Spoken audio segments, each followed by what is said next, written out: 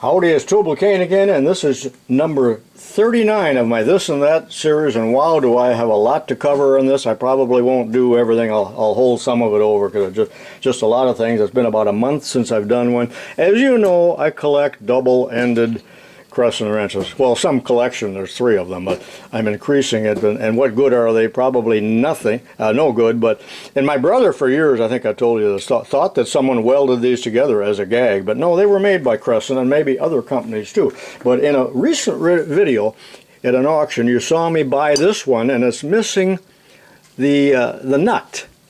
Well, these are the older ones. By the way, there's a little bit of a twist in this. I don't know if you can tell, but, you know, Bubba had his way with that as well. But, you know, where are you going to find that? Remember that these were made in different versions.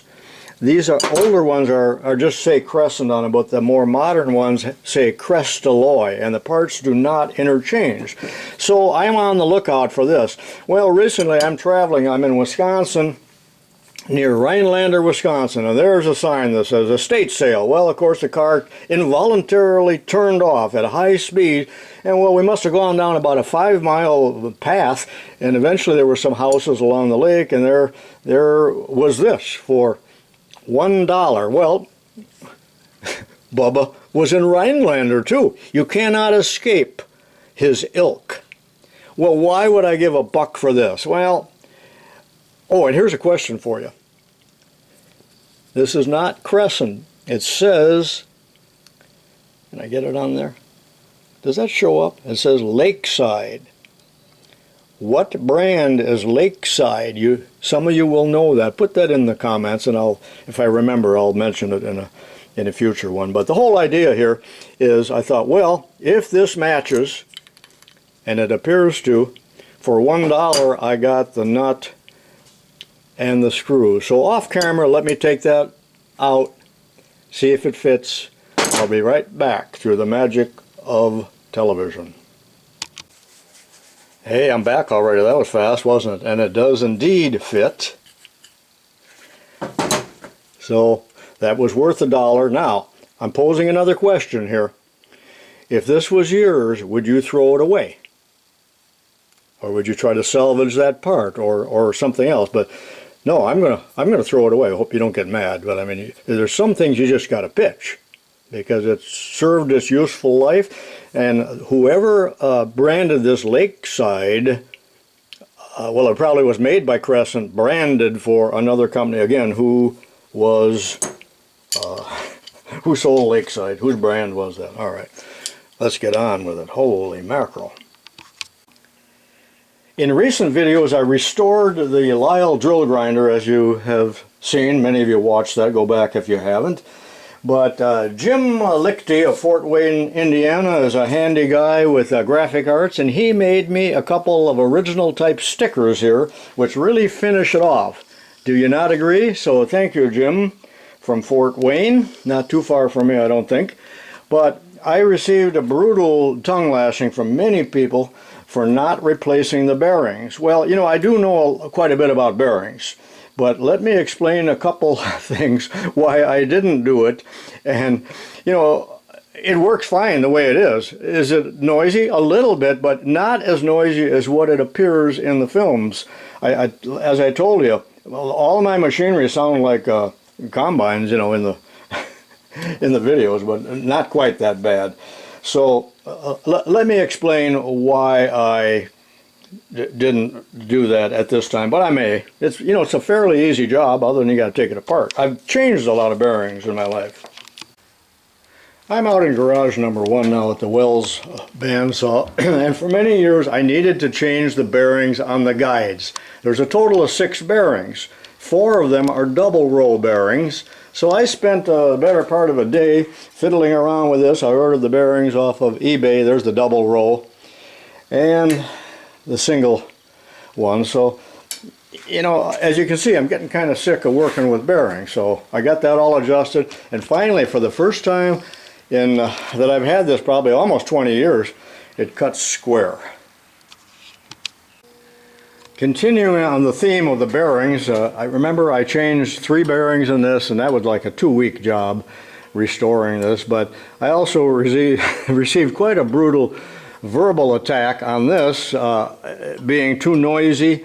Well, again, they only called for oil, but what I did eventually here is I removed one of the Gitz oilers on the top, and using my hypodermic needle here, which I normally use to shoot up on heroin, I injected grease in there, and there was a noticeable reduction in the noise. So a couple more things yet, and then I'm done. Continuing on the theme why I didn't change the bearings on the Lyle grinder, because I would have to take it apart, then take the bearings out, find the numbers, order them. It may take 2 days, it might take 2 weeks before I have the bearings. I wanted to finish the project, so that was really the main reason. But in a recent video you saw me go to an auction. I bought a whole bunch of motors and controllers. This was one of them, a Dayton industrial motor, and it runs just fine. It's 1 horsepower, 1725, although that's irrelevant. But look at this on the motor plate. It actually tells the bearings, I circled it there, the shaft end and what is it? The opposite bearing is a number 6203. So you could order the bearings ahead of time. Why don't they all do that? Dayton, whoever is responsible for that, deserves the Academy Award or the Nobel Peace Prize. That is a stroke of genius. I have salvaged many sealed bearings over the years using my hypodermic. Notice there's a Zerk on there. You probably all got these. They come in different sizes, but you can pierce the rubber seal and grease them. Now you got to be careful you don't run right into one of the balls. You got to get between the balls and give her a couple shots. You can revive a bearing. Now if there's damage in there, and there probably is, that's not going to fix that, but it'll get you by. If I've done it to this type of bearing that has, this is shielded, this is sealed, drill a, whatever it is, 3/32 hole or whatever. Now, of course, it's going to sling the grease out, but that will work. That works great. If the bearing's not too far gone. If it's seized up, forget it. All right, enough of my harangue on bearings. Back to what I originally started with here. Bear with me. Let me talk about boring bars here real quickly. My brother loaned me this boring bar. It's about 3/4 in diameter. I forgot where he got it. If I can find the brochure, I'll put it in the notes below. Always look in the description down there. I put some interesting things sometimes, but that's a threading insert. I think they call it the notch type. Now this is a left hand.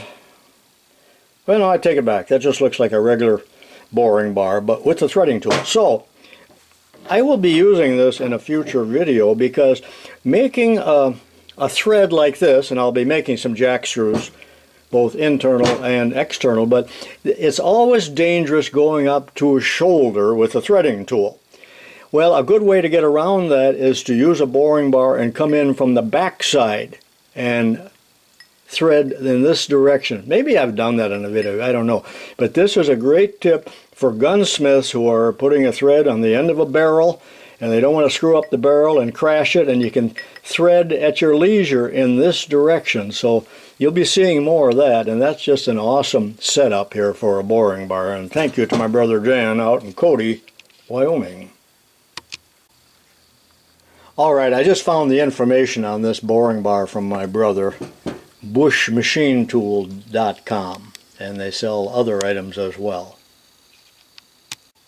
While I'm on the subject of boring bars here, and I'm talking about viewer appreciation gifts here as well, 2 boring bars were sent to me by one Mr. Steve Barton. Thank you, Steve, very much, of Solid Rock Machine Shop, and there is his address, and his YouTube channel is right there. Take a look at him. He's an interesting man. He makes these. He does sell them. They are beautiful boring bars.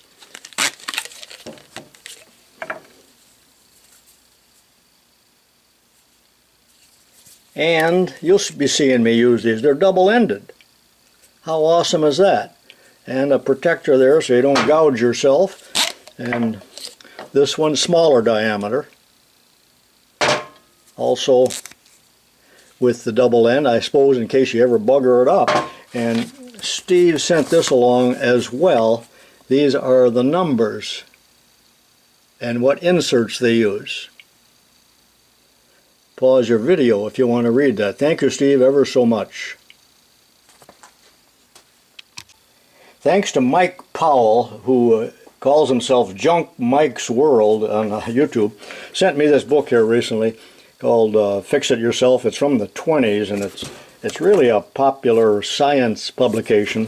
You know how they would compile things, but here's a neat old book with a lot of pictures and ideas for working in your home workshop, both wood and metal. So thank you, Mike. That'll make some good reading.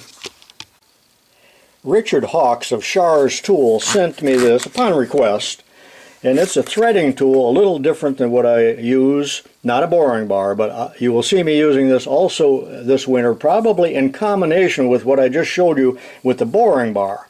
So this holds a threading tool. Well, I should have had one out here. So he sent me 4 pairs of different threading tools. One's a notching tool as well. But there is the threading tool that'll go in there just like this, and of course it's got 3 points, and that's very nice. I'll show you the numbers here in just a second, but thanks to Richard for that.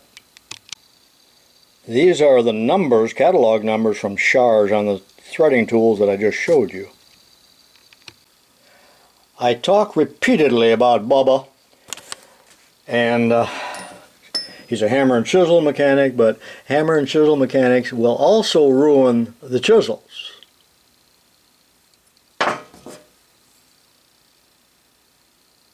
And they do not like to remove the mushroomed head. Much more about him in future videos. Bubba doesn't use the correct hammer either. He often uses a claw hammer, which is verboten, and then leaves it lay in the yard when he's done, or wherever it was that he quit. And if he does get a chance and just happens to use a ball peen hammer, which would be correct, he would not put the handle in correctly, and he would beat the heck out of it and chip the hammer. So he ruins both the chisels and the hammers. In a recent video I made these eagles, and then I asked Tom, who is known as Sand Rammer, how he would do it. You know, he went through schooling in the Navy, and he's going to be my resource in future videos on casting if I need help. But he sent me this, and he said this is how I would have gone about gating it, with a splash basin here and then gates into 2 different spots. Although mine worked fine, but there's probably some ways that are better than others. But on a simple casting like this, it's really no big deal. But thanks to Tom for that information on how the Navy would gate that if they were making eagles. I'm sitting at my home computer right now, and I was recently humbled by Schar's, who made me the Machinist of the Month. So if you want to take a look at that, I think you probably know most of this anyway. There's a little write-up about tubalcain, so thanks. Thank you to Schar's, and thank you for looking at this. I know this is a long number to enter, but this will take you to the Schar's site where I'm Machinist of the Month. Maybe I'll try to put this in the description too as a link, so check that out, please. In last month's This and That, I showed you the machine light that I was given by Hound Dog Machining, and this is their website. If you want to take a look at those, they are available along with some other products. And the site is called hounddogmachining.com, all one word. And take a look at what they got. I believe this is, yeah. There's the large universal manual milling machine LED spindle halo light. I think he took the name halo light from me. He called it something else, and he said, that's a good name. Remember the old Sylvania halo light? Question mark. While I'm still at the computer, this is YouTube, and I'm on Steve Barton's Solid Rock Machine Shop Incorporated site. He's also on Instagram, and he has 70 videos, so check him out. He is a family-owned machine shop. Awesome man, awesome products, and he's got some neat videos. As you know, Edge Technology also been very good to me, and they came out with a new product, and it's called their carriage indicator. Check it out and get their catalog. They got a wonderful website as well. So let's take a look at what this looks like. Brand new product. They package things very nicely too. So it comes with an indicator, and this is the clamp, and you'll be seeing this in future videos, but it clamps right on to the V-way of your lathe, and it's adjustable for various size lathes, and the indicator will go in like this. It can be set at different angles. So thank you very much, Sean at Edge Technology, for sending that along. And during the same transaction that I was making with Sean, I asked for door prizes. You know, I got a meet and greet coming up in the fall, September of 2018, so this may not be applicable if you're watching this years from now, but I asked for door prizes, so let me show you what he sent. I already have one of these, and you've seen me use it, but it's a tailstock alignment bar, and it's a wonderful product, and it's reasonably priced. And there it is, and the two true surfaces, you hold it between centers, and it just works slicker than a whistle. It's about 12 inches long, so give that a consideration if you have trouble aligning your tailstock and want an accurate tool to do that, along with a dial indicator, and this will be shown in one of my future videos. So thank you, Edge Technology. This will be given away. Shars has also been very good to me, and I asked for some door prizes, and they sent a bunch of things. I'll show them to you now. These again will be given away. This weighs a ton. This is one of their, I'm not going to unpack this, but this is a 4-inch milling machine vise, or heavy drill vise. I'm not sure exact. No, it is a 4-inch milling vise. Weighs a ton, and there's all of the information on its accuracy. So thanks again to Richard for that. And let me show you the other things that they sent as well. You may have seen me using the Shars caliper in many of my videos, and you notice that Adam Booth does as well. So why am I telling you that? Let me dig here. So Shars sent me two different calipers, and they are not exactly the same. They're different models, but these will be given away also. Where's the model? There's the model numbers. So there'll be some lucky recipients there. Some Shars pens, a magnetic base. I won't open that up. And this is, let's see, a little set of lathe tools with carbide inserts, and finally here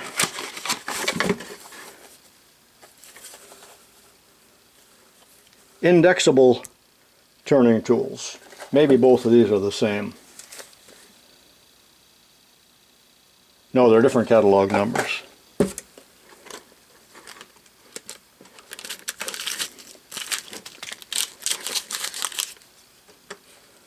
So, and I have contacted KBC, and I got a few things coming from Banggood, so there'll be a formal invitation on that in the way of a video, if you want to call that formal. I have a lot more to cover, but I'm going to quit right here. The video is way too long, so if you sent me stuff, that'll be included in the next chapter, which will be number 40. This is number 39. Thank you very much for watching. Hope to meet some of you here in a month or two, and watch my other videos, a lot of them coming out. And this is tubalcain saying so long for now.